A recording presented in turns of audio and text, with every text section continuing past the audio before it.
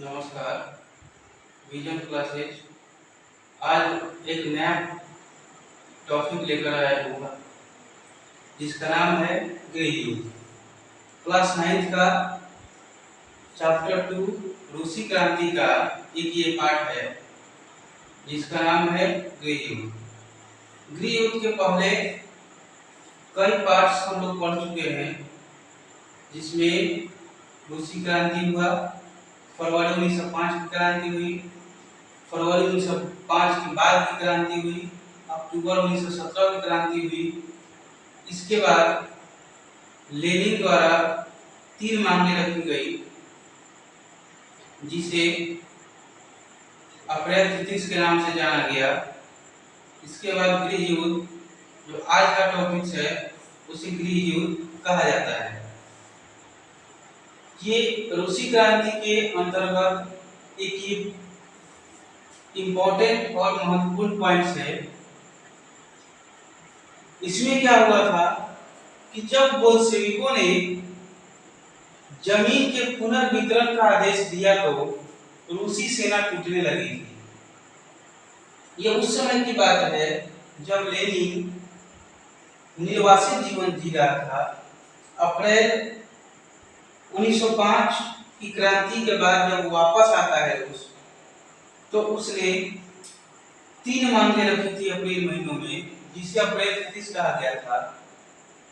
तो उसके पहले किसानों से जमीन जो था छीन ली गई थी, किसानों से जमीन ले ली गई थी।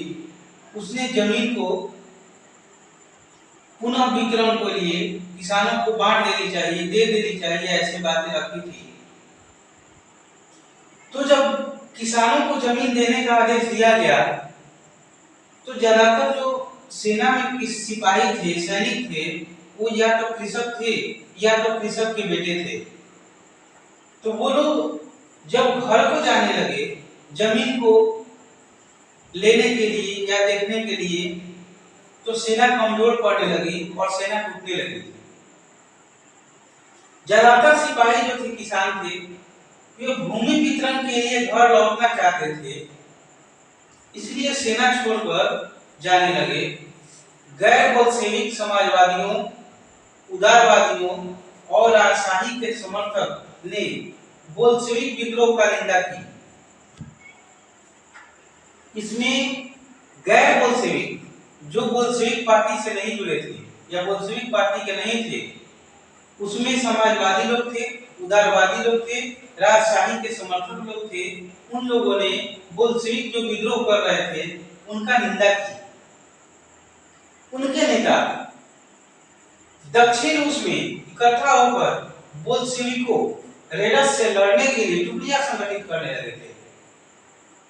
यानी गैर बोल्शेविक लोग जो थे, उनके जो नेता थे दक्षिण रूस में इकट्ठा होकर के बोल्शेविकों से लड़ने के लिए एक योजना बनाने लगे, एक टुकड़ियां संगठित करने लगे। और 1918 और 19 में, यानी 1918 में जब विश्व युद्ध समाप्त हुआ, 1919 में वर्साई की संधि हुई, उसी समय रूसी साम्राज्य के ज्यादातर हिस्सों पर सामाजिक क्रांतिकारियों और जाट समर्थकों का ही नियंत्रण रहा था। क्योंकि प्रथम विश्व युद्ध 1914 से लेकर 28 जुलाई 1914 से लेकर 11 नवंबर 1918 तक चला था। तो और 1917 में रूसी क्रांति हुई, जिस कारण से रूस जो है प्रथम विश्व युद्ध से बाहर हो गया। उसी में सामाजिक क्रांतिकारियों और जाट समर्थकों का नियंत्रण जो है पूरी साम्राज्य पर या रूसी पूरी साम्राज्य पर ज्यादातर हिस्सों पर इसी का नियंत्रण रहा।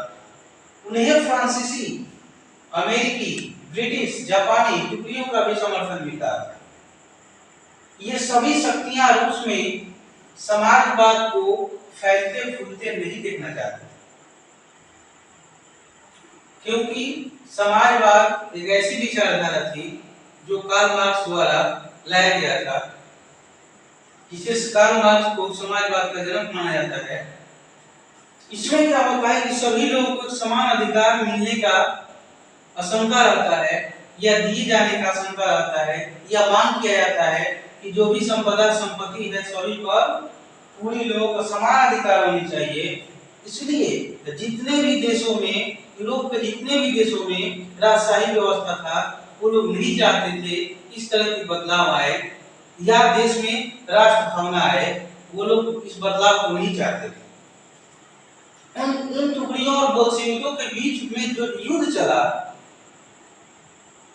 इस युद्ध के दौरान लूटमार, डकैती और भूखमरी जैसी समस्याएं बड़े पैमाने पर फैल गई और इसी के बीच में जो युद्ध जो चला, बोल्शेविक गैर बोल्शेविक के बीच जो निरंतर जो युद्ध चलते रहा, उस युद्ध को गृहयुद्ध का नाम दिया गया।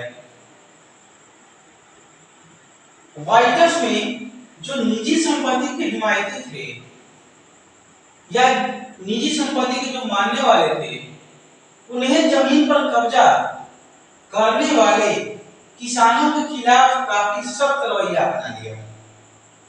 वे लोग जो निजी संपत्ति के या निजी संपत्ति के चाहत रखते थे, उन लोगों ने जमीन पर कब्जा करने वाले किसानों को या उसके खिलाफ बहुत कड़ी से कड़ी नियम लगाई और सख्त रवैया अपनाई। उनकी इस हरकतों के कारण तो जो गैर बोल्शेविकों के प्रति जन समर्थन और भी तेजी से क्या होने लगा था, घटने लगा था। जनवरी 1920 तक भूतपूर्व रूसी साम्राज्य के ज्यादातर हिस्सों पर बोल्शेविकों का नियंत्रण हो चुका था।